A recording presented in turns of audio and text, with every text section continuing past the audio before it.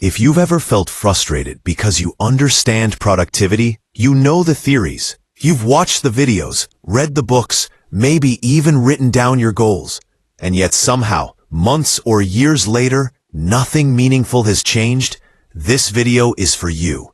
Not beginners, not people who've never tried. This is for the people who are tired of starting over. Because the truth is, most people don't fail because they lack discipline, motivation, or intelligence. They fail because they design goals that are structurally impossible to follow once real life shows up. Today, I want to give you a different way of thinking about goals.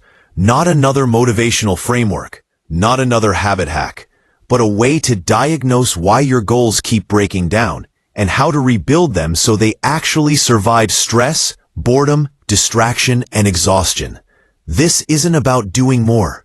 It's about designing your goals so they work with how humans actually behave. The biggest lie in goal setting is that goals fail because people don't want them badly enough. That sounds neat, but it's wrong. People want their goals. They just don't want the daily friction that comes with pursuing them. And no amount of inspiration can overpower bad design. Every goal you've ever failed followed the same pattern. At the start, clarity feels high, energy feels high, you feel optimistic. Then life interrupts, you miss a day, then another, then guilt shows up, then avoidance. Then eventually, you stop thinking about the goal entirely. And the most dangerous part is that you internalize the failure. You think you're the problem. You're not. What actually failed was the structure. So instead of talking about how to set better goals, this video is about how to stop setting fragile ones. At the core of every achievement is something extremely unsexy and extremely powerful. Goals are not wishes. They are behavior chains. Nothing more, nothing less. If a goal is not translating into repeatable actions, it is not a goal. It's a fantasy. People say things like, I want to be more disciplined, or I want to stop procrastinating, or I want to be successful. Those are not goals. They're emotional desires. And emotional desires collapse the moment discomfort appears. A real goal is simply a future state that requires specific behaviors repeated over time. If those behaviors are unclear, unrealistic, or unsustainable, the goal collapses no matter how badly you want it. This is where most advice gets it backward. People obsess over motivation. But motivation is irrelevant once systems take over. The real question is not how badly do you want the outcome. The real question is whether the actions required are compatible with your actual life. That's where we shift the focus. Instead of asking, what do I want? We ask, what am I realistically willing to do consistently, even on bad days? That question changes everything.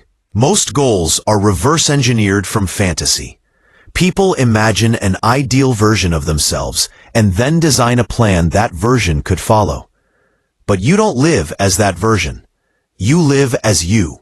Busy, distracted, tired, emotional, inconsistent you. If your plan only works when you're at your best, it will fail. The first step in building unbreakable goals is ruthless clarity. Not about the outcome, but about behavior.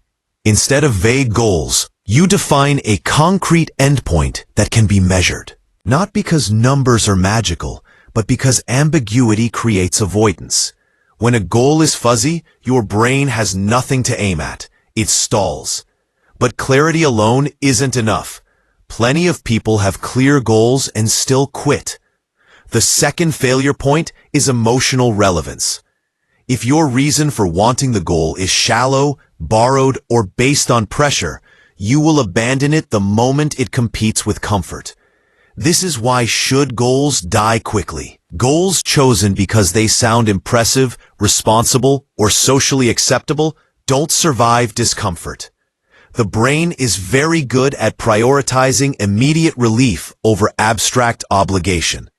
A goal only has power if it connects to something you genuinely care about when no one is watching. But even emotionally meaningful goals can destroy your life if they're pursued without constraints. This is where most people silently self-sabotage. They set goals that require sacrificing sleep, relationships, health, or sanity, then wonder why burnout hits. That's why every serious goal needs boundaries. Not just what you're aiming for, but what you refuse to sacrifice to get there. These constraints protect you from succeeding in a way that makes your life worse. Once the goal is defined properly, most people jump straight into habits. That's another mistake. Habits without direction create motion, not progress. You can be extremely disciplined and still be moving in the wrong direction. What bridges the gap between desire and habit is a plan. Not a detailed schedule, but a strategic map. A plan answers a simple question. What are the few moves that matter most? Not everything matters equally. In any domain, there are a handful of actions that create most of the results. The problem is people drown themselves in complexity instead of identifying leverage. A good plan strips the process down to the smallest number of actions that, if done consistently, make the outcome almost inevitable. But here's the brutal filter most people skip. They never ask whether the plan is survivable. A plan can be effective in theory and still be useless in practice. This is where ambition quietly kills consistency. If your plan requires perfect energy, perfect focus, and perfect conditions, it will not survive a normal week. So you must evaluate plans on two dimensions. Does this work if followed perfectly? And would I actually follow this when I'm tired, stressed, or unmotivated? If the answer to either is no, the plan needs to change. This is where the future failure exercise becomes powerful. Instead of assuming success, you assume failure. You imagine yourself 6 months from now having abandoned the goal. Then you ask why. Not in a self-critical way, but in a strategic way. What stopped you? Where did friction appear? What did life throw at you? By predicting failure, you remove its power. Obstacles stop being surprises and become design problems. Once you know where things will break, you can reinforce them in advance. But even the best plan means nothing if execution collapses. This is where most people think the solution is willpower. It's not. Execution fails because the brain defaults to what's easy, familiar, and immediately rewarding. If your environment and routines don't support your plan, your intentions don't matter. This is where systems come in. Not systems as rigid routines, but systems as scaffolding. A system answers one question. How do I make the right behavior easier than the wrong one? Tracking matters because awareness changes behavior automatically. You don't need motivation when feedback exists. Measurement creates adjustment. Reminders matter because attention is limited. If your goal is not visible, it is not real. Life will fill the gap. Accountability matters because humans are social creatures. We follow through more when someone else is aware of our commitments. Not because of pressure, but because identity is reinforced through observation.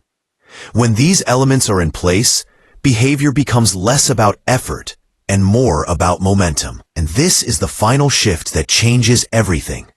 You stop trying to become disciplined. You start becoming consistent. Discipline is a spike. Consistency is a slope. The people who succeed are not the most intense. They are the ones whose goals survive boredom. If you design goals that respect your psychology, your energy, and your real-life constraints, progress becomes almost boring. And boring progress compounds. So if your goals have failed you before, don't quit. Redesign. Not to be easier, but to be sustainable. Because the goal that survives is the one that wins. And once you understand that, you stop chasing motivation and start building outcomes that last.